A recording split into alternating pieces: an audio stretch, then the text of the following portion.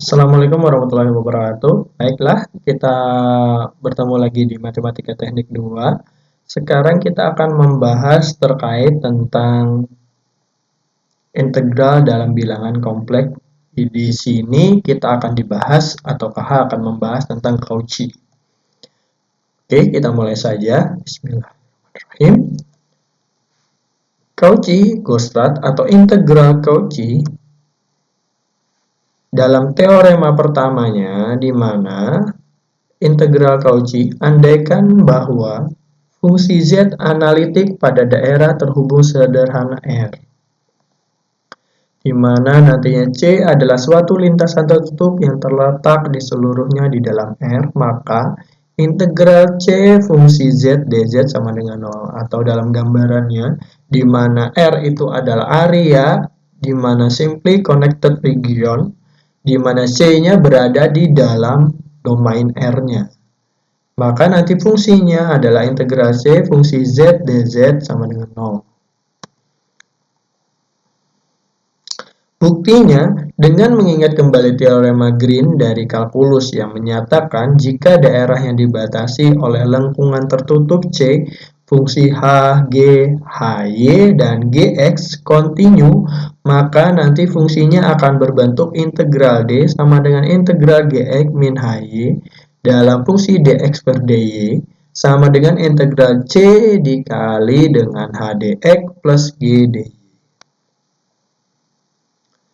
Dimana dengan mengingat kembali tadi metode atau teorema Green dari kalkulus yang mengatakan jika daerah yang dibatasi oleh lengkungan tertutup C, fungsi H, G, HY, dan Gx, integral D, integral Gx, HY-nya dari teorema akan didapatkan D-nya sama dengan fungsi Z dz sama dengan dari integral U dx V dy.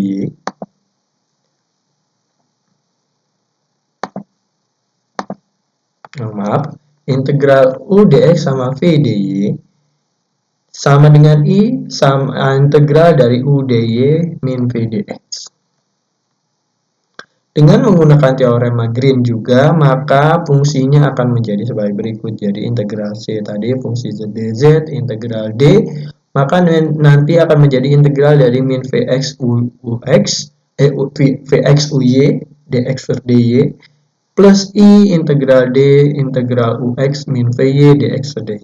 Hal ini berlaku karena fungsi Z itu analitik, sehingga fungsi aksen Z ada, berarti fungsi U dan V itu akan bersifat atau bernilai kontinu. Kemudian, dalam Cauchy menambahkan bahwa fungsi aksen Z kontinu sehingga Ux, Uy, sama Vx dan Vy itu akan bernilai kontinu juga.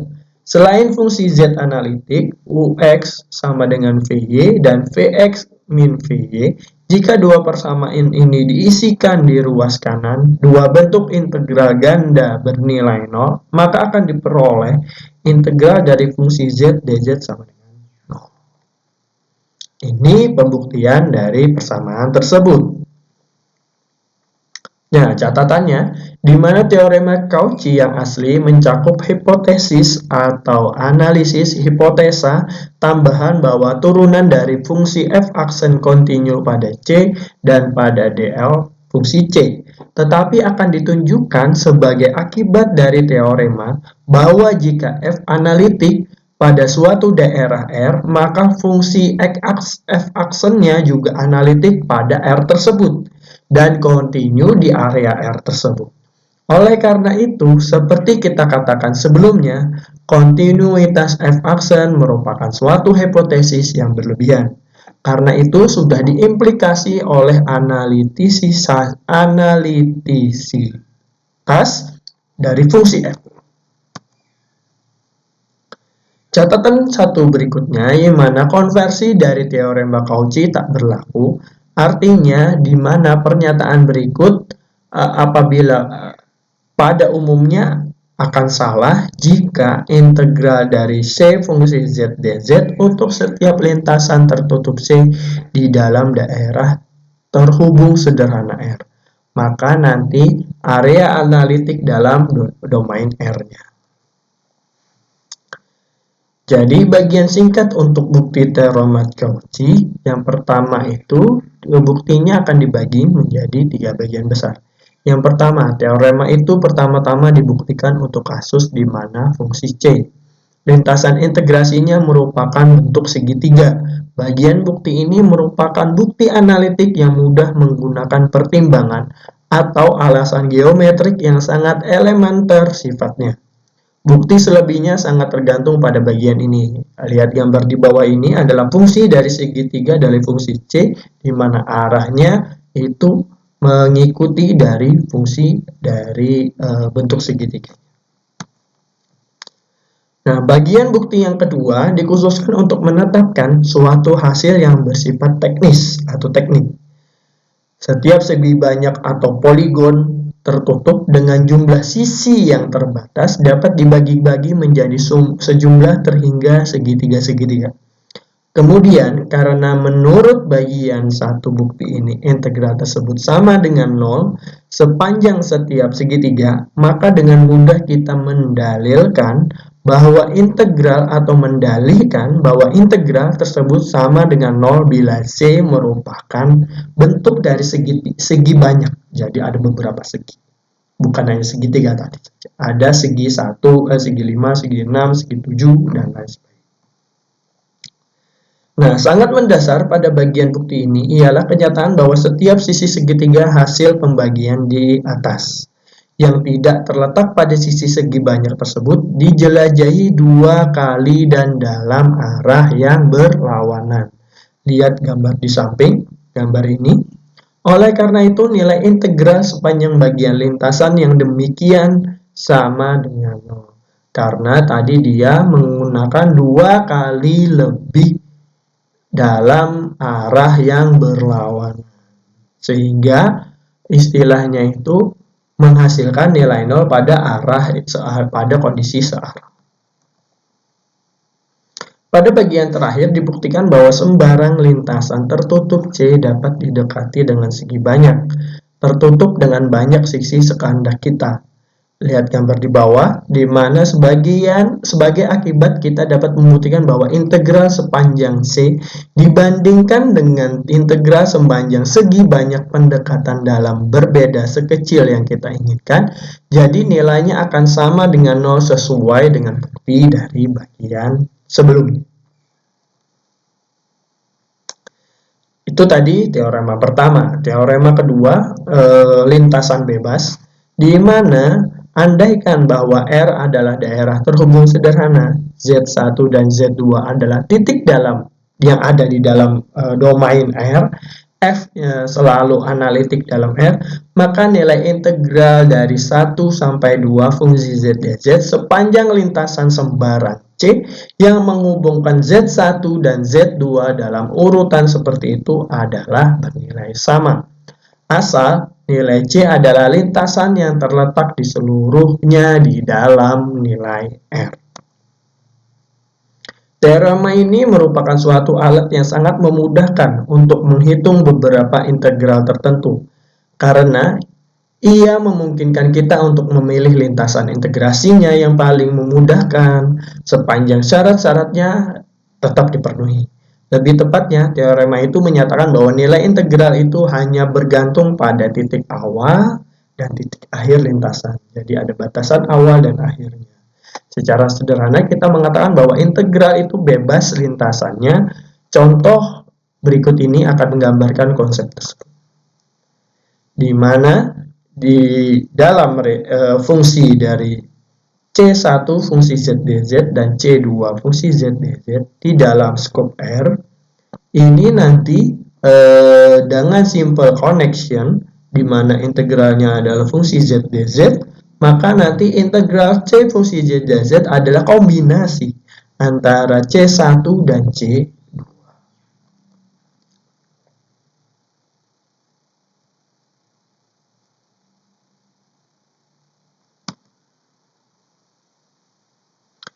Contohnya di sini hitunglah misalnya integral dari C fungsi 3Z kuadrat min 2Z dz, di mana C-nya sama dengan C1 plus C2.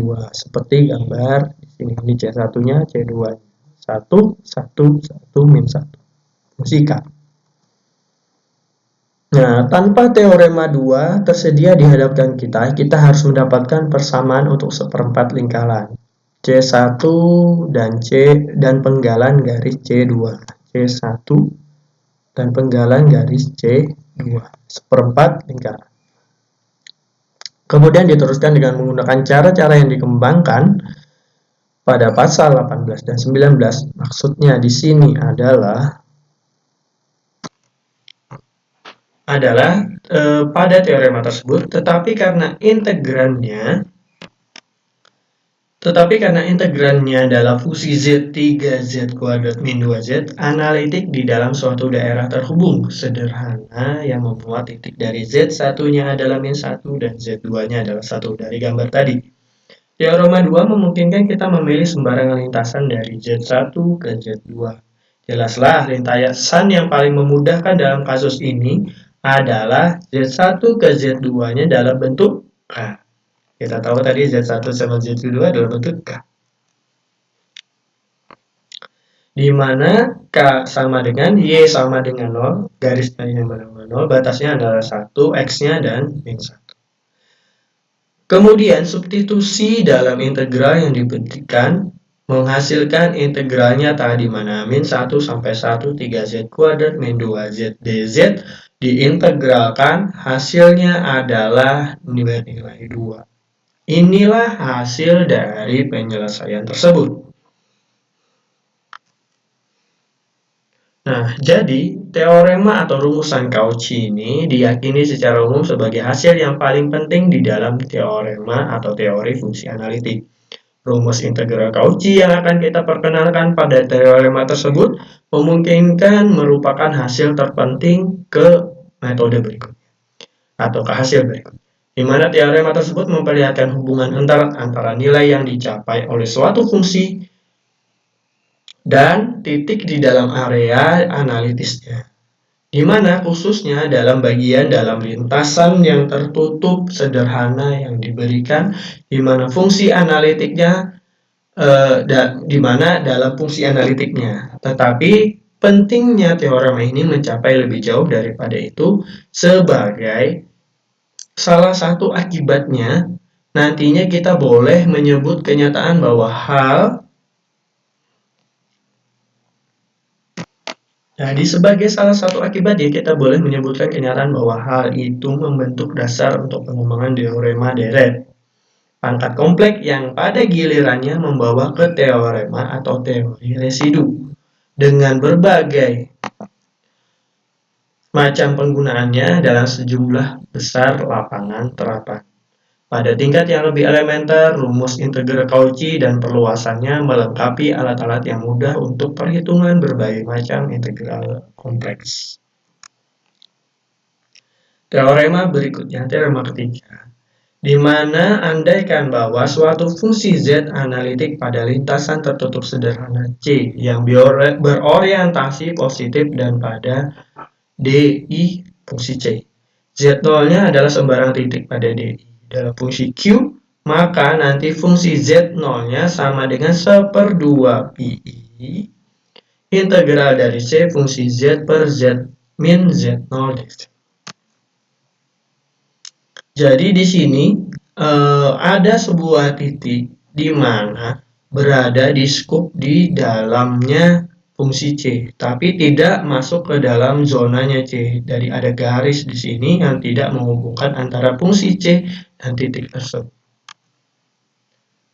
Dalam menggunakan rumus teorema 3, pembaca hendaklah berhati-hati untuk membedakan fungsi Z yang menurut hipotesis analisis dalam DAC dalam fungsi fz sama dengan fz min Z min Z0 yang mempunyai singularitas dalam DAQ.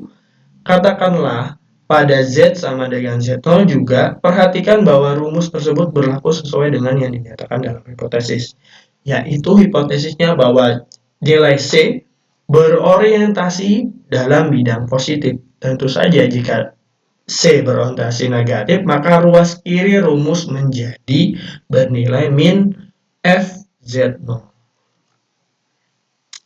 Beberapa implikasi yang lebih mendalam akan muncul sendiri dalam pengembangannya kemudian. Dalam contoh-contoh berikut kita menggambarkan beberapa penggunaannya yang lebih praktis.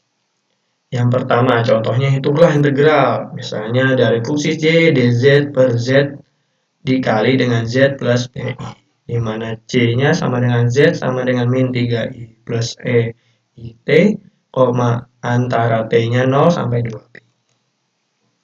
Penyelesaiannya, integralnya analitik kecuali pada fungsi z sama dengan 0 yang berada di LR atau lingkup R, fungsi c, dan pada z di min pi yang berada di zona DLC.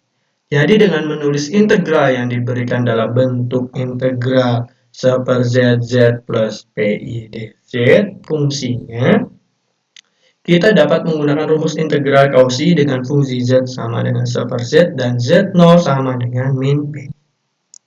Hasilnya adalah integral dari dz min z dikali dengan z plus pi adalah integral dari seper z min z plus pi dz sama yang di atas, atau dapat disederhanakan hasil kali integral dari fungsi c-nya 2pi fungsi dari min pi sama dengan min 2. Kita lanjut dengan suatu perluasan teorema yang akan menghasilkan bentuk umum rumusan integral Cauchy dari sudut pandang praktis. Hasil tersebut merupakan suatu alat yang jauh lebih kuat daripada rumus teorema 3 bila dihubungkan.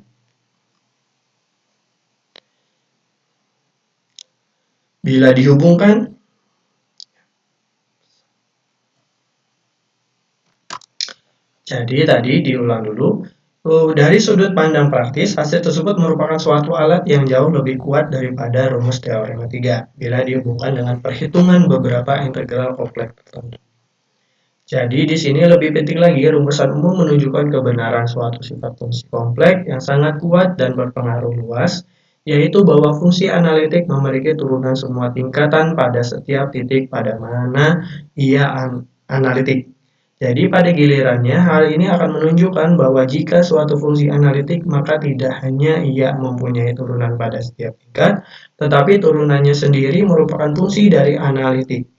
Jadi ada akibat pertama dari teorema 4. Di teorema 4, itu nanti adalah masuk ke rumusan umum integral Cauchy. Andaikan bahwa suatu fungsi fz analitik pada suatu lintasan tertutup, di mana tertutup sederhana yang fungsi c-nya berorientasi positif dan pada DC, dan z0-nya adalah sembarang pada DC, maka untuk setiap bilangan bulat n sama dengan 0 sampai berikutnya, turunan dari fungsi n pangkat nz pangkat 0 akan terdapat rumus tertentu seperti berikut. F pangkat nz dari fungsi z0 sama dengan n aksen dibagi dengan 2pi, pi dikali i integral dari c fungsi z per z min z0 n plus 1 dz.